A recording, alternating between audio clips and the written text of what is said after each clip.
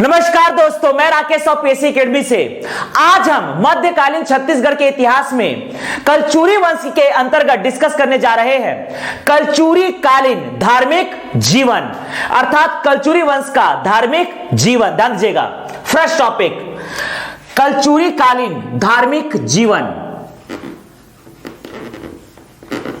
कलचुरी कालीन धार्मिक जीवन।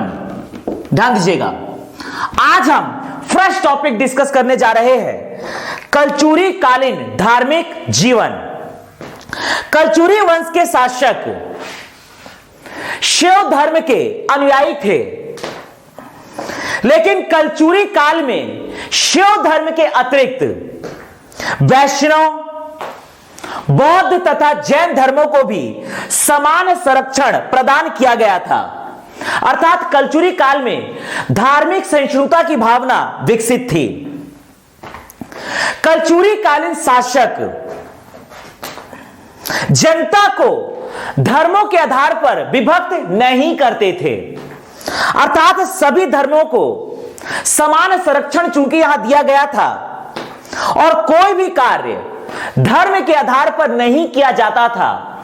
अर्थात कलचुरी कालीन शासक धर्मनिरपेक्ष की भावना रखते थे, ना तो किसी धर्म को सर्वोच्च मानते थे और ना ही किसी दूसरे धर्म को निम्न कोटि का मानते थे।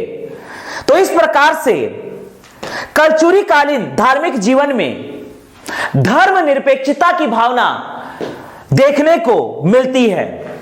तो आज हम डिस्कस करने जा रहे हैं कलचुरी कालीन धार्मिक जीवन।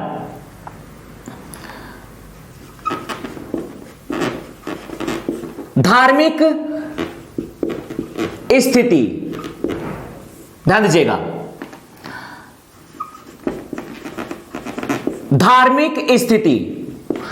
कलचुरी काल में धार्मिक स्थिति धर्मनिरपेक्ष था, धर्म निरपेक्ष था, अर्थात जनता किसी भी धर्म को अपनाने के लिए पूर्णतः स्वतंत्र थी। यहां पर ध्यान रखना है कि कलचुरी कालीन अर्थात कलचुरी वंश का जो धर्म था वह था शिव धर्म। शिव धर्म। कलचुरी कालीन शासक शिव धर्म के अनुयायी थे, अर्थात कलचुरी वंश शिव धर्म के अनुयायी थे, लेकिन यहां पर शेष सभी धर्मों को भी समान संरक्षण प्रदान किया गया था। अर्थात यहां पर धार्मिक सहिष्णुता की भावना विकसित थी, धार्मिक सहिष्णुता की भावना विकसित थी। शिव धर्म के अतिरिक्त शिव, वैष्णव, बौद्ध व जैन धर्मों को समान संरक्षण प्रदान किया गया था, समान संरक्षण प्रदान किया गया था। अर्थात कलचुरी काल में धार्मिक सहिष्णुता की भावना विकसित थी।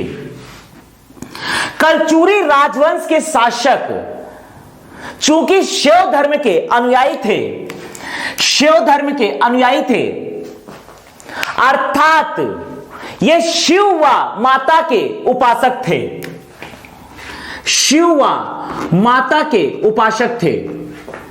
कलचुरी कालीन धार्मिक जीवन में कलचुरी राजवंश के शासक शिव व माता के उपासक थे।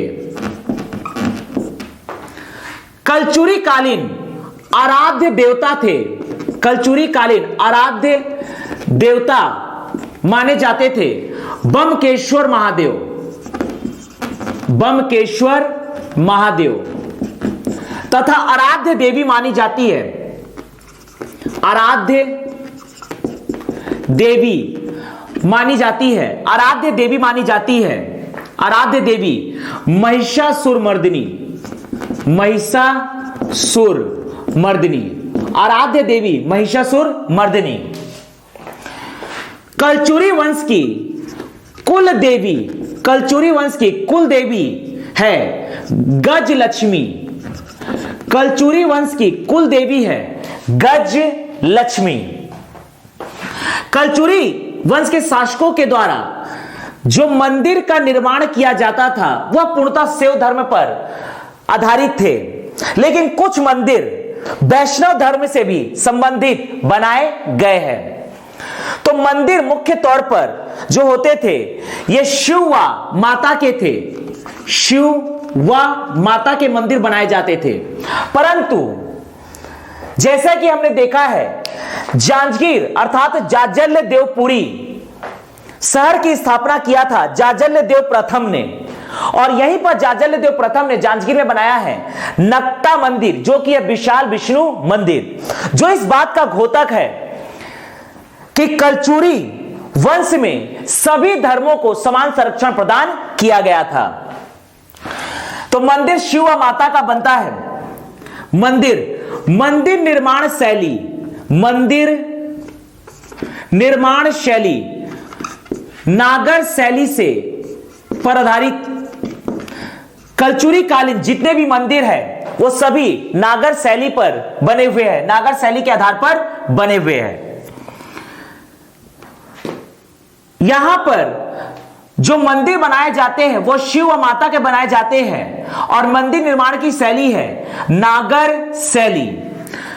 मंदिर के द्वार पर स्थित प्रतिमा, मंदिर के द्वार पर स्थित प्रतिमा, मंदिर के द्वार पर या तो भगवान शिव का शिवलिंग रखा जाता था या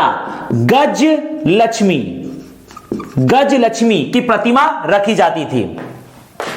मंदिर के द्वार पर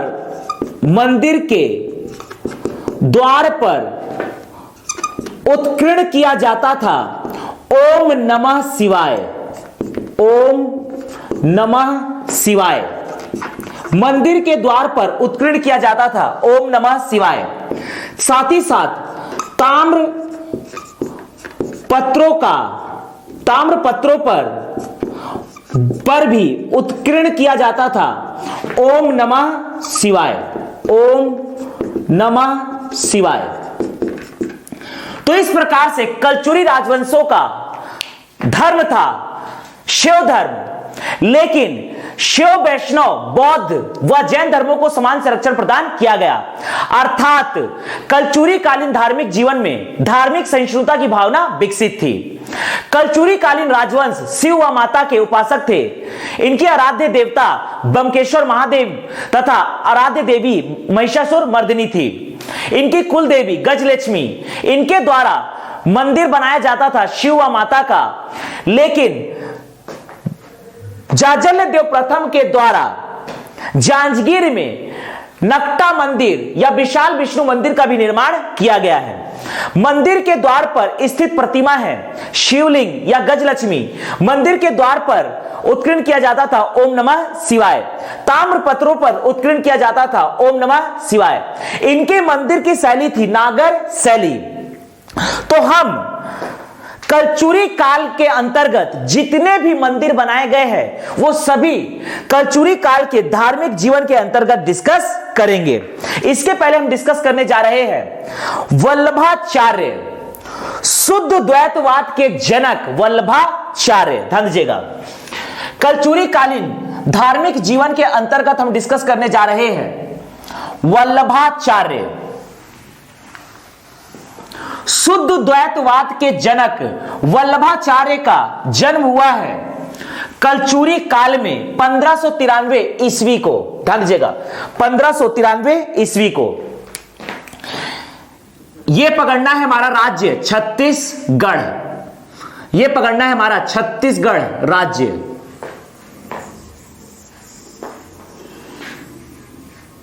ध्यान दीजिएगा, यह आपका है बस्तर, यह आपका है दुर्ग तथा रायपुर संभाग, बिलासपुर सरगुजा संभाग, कांकेर, नारायणपुर, दंतेवाड़ा, बीजापुर, सुकमा, बस्तर, कोंडागांव, यह आपका है कबीरधाम राजनांदगांव, बेमेतरा दुर्ग बालोद, बलौदा बाजार रायपुर धमतरी, महासमुंद गरियाबंद, मुंगेली पेंड्रा बिलासपुर, यह आपका है रायगढ़ कोरबा जांजगीर चांपा, कोरिया सूरजपुर, बलरामपुर, सरगुजा और जशपुर। ध्यान दीजिएगा, कलचुरी कालीन धार्मिक जीवन के अंतर्गत हम डिस्कस करने जा रहे हैं वल्लभाचार्य।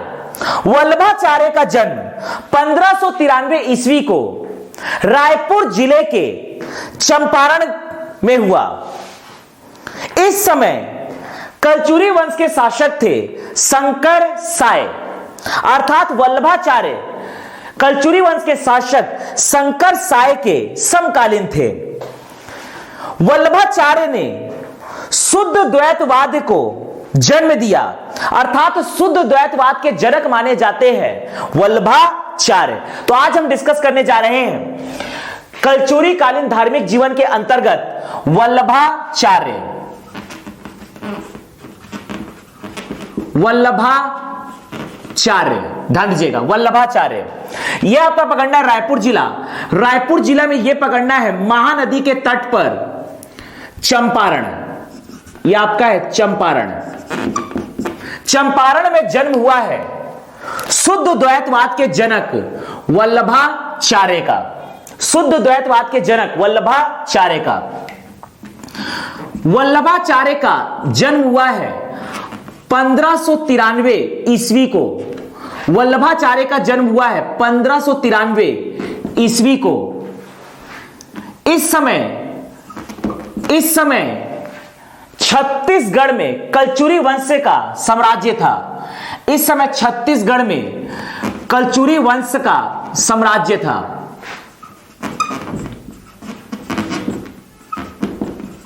अर्थात कलचुरी वंश के शासक शंकर साय इस समय शासक थे। ध्यान दीजिएगा, इस समय शासक थे शंकर साय। तो शंकर साय के समकालीन हैं वल्लभाचार्य। शंकर साय कलचुरी वंश के शासक शंकर साय, कलचुरी वंश के शासक शंकर साय, कलचुरी वंश के शासक शंकर साय के समकालीन माने जाते हैं वल्लभाचार्य। ध्यान दीजिएगा, वल्लभाचार्य की पत्नी का नाम है महालक्ष्मी। वल्लभाचार्य की पत्नी का नाम है महालक्ष्मी और वल्लभाचार्य की रचना है भक्ति चिंतामणि। भक्ति चिंतामणि वल्लभाचार्य की रचना है भक्ति चिंतामणि। ध्यान दीजिएगा, वल्लभाचार्य से संबंधित विशेष बातें। वल्लभाचार्य ने शुद्ध द्वैतवाद का प्रतिपादन किया, अर्थात शुद्ध द्वैतवाद के जनक है वल्लभाचार्य। शुद्ध द्वैतवाद के जनक, शुद्ध द्वैतवाद के जनक है वल्लभाचार्य। शुद्ध द्वैतवाद के जनक है वल्लभाचार्य तथा इन्होंने मोक्ष प्राप्ति हेतु पुष्टि मार्ग का फॉलो किया, अर्थात यह है पुष्टि मार्ग के प्रवर्तक, पुष्टि मार्ग के प्रवर्तक, पुष्टि मार्ग के फॉलोअर है वल्लभाचार्य। वल्लभाचार्य है अष्टछाप के कवि, अष्टछाप के कवि माने जाते हैं वल्लभाचार्य। तो कलचुरी कालीन धार्मिक जीवन के अंतर्गत हम डिस्कस कर रहे हैं वल्लभाचार्य। वल्लभाचार्य का जन्म हुआ है 1593 ईस्वी को रायपुर जिले के चंपारण में महानदी के तट पर। इस समय छत्तीसगढ़ में साम्राज्य था कलचुरी वंश का, अर्थात वल्लभाचार्य कलचुरी वंश के शासक शंकर साय के समकालीन हैं। वल्लभाचार्य की पत्नी का नाम है महालक्ष्मी, इनकी रचना है भक्ति चिंतामणि। वल्लभाचार्य है शुद्ध द्वैतवाद के जनक, वल्लभाचार्य है शुद्ध द्वैतवाद के जनक, पुष्टि मार्ग के प्रवर्तक, अष्टछाप के कवि। कलचुरी कालीन धार्मिक जीवन में अगला हम डिस्कस करने जा रहे हैं दूधाधारी मठ रामानंद के द्वारा वैष्णव शक्ति को दक्षिण भारत से उत्तर भारत में लाया गया। इसका परिणाम हुआ कि छत्तीसगढ़ के रायपुर में बना दूधाधारी मठ।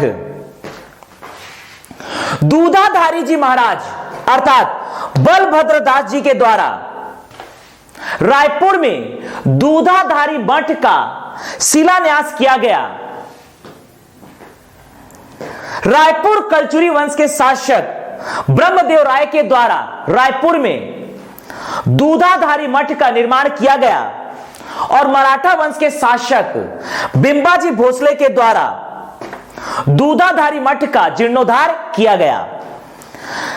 ओवरऑल हम यहां पर यह समझना चाहते हैं कि कलचुरी वंश में शैव धर्म मुख्य रूप से विकसित थी, लेकिन वैष्णव धर्म को भी समान संरक्षण प्रदान किया गया था। ध्यान दीजिएगा,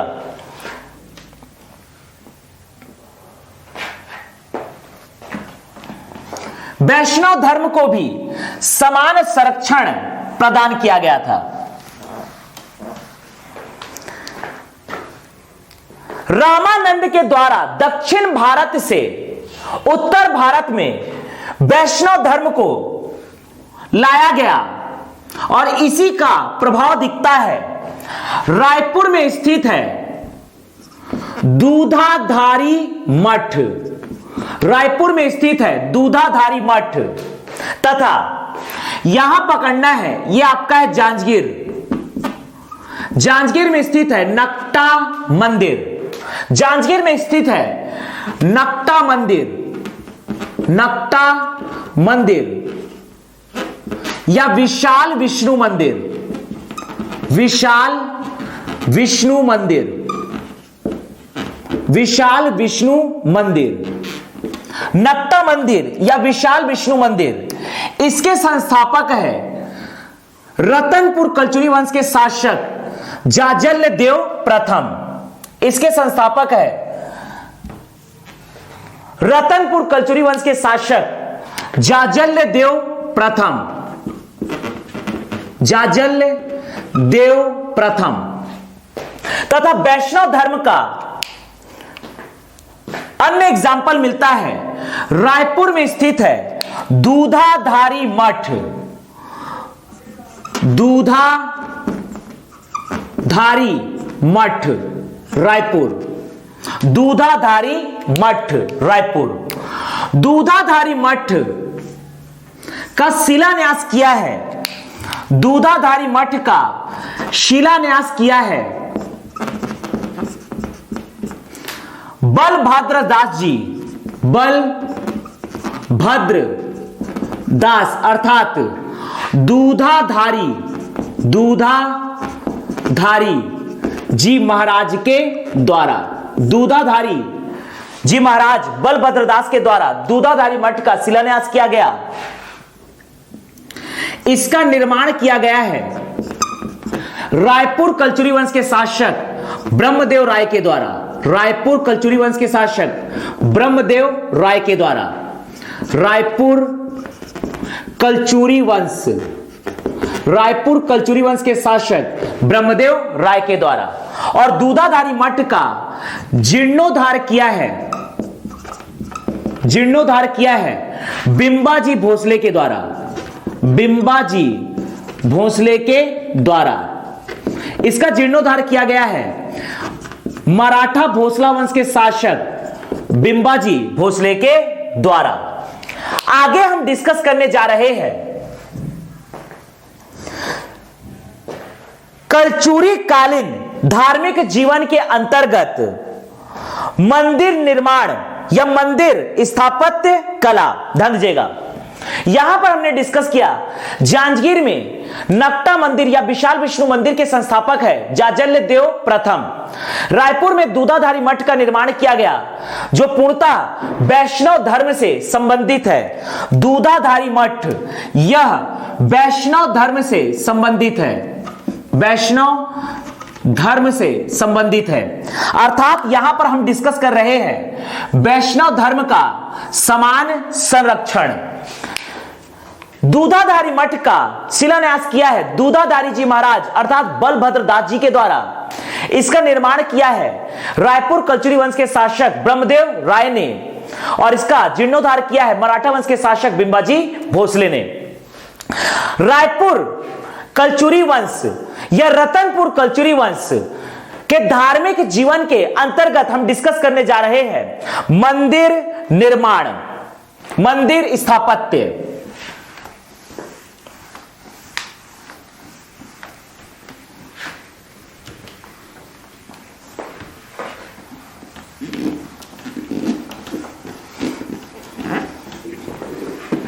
मंदिर निर्माण या मंदिर स्थापत्य कलचुरी कालीन धार्मिक जीवन के अंतर्गत हम डिस्कस करने जा रहे हैं मंदिर स्थापत्य या स्थापत्य कला, मंदिर निर्माण।